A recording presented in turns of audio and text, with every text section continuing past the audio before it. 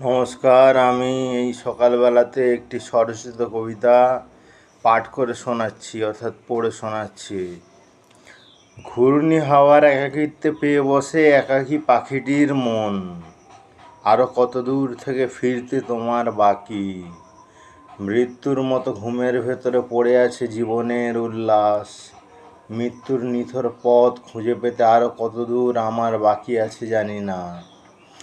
কত কষ্ট দিয়ে তৈরি মানুষের মন, কত কষ্ট দিয়ে তৈরি তার জীবন, তবু প্রান্তরের কোনো এক ধূসর উল্লাস আমাকে পেয়ে বসে। সবুজে সবুজে কবিতারা খুঁজে পায় তার আনন্দ উৎসব। অনিবার্যতার ভেতরে অনিবার্য মানে লুকোনো থাকে, অনিবার্যতার ভেতরে অনিবার্য মানে লুকোনো থাকে। শূন্যতার পরমতা ব্যতি রেখে এই পৃথিবীর আর সব মানেহীন।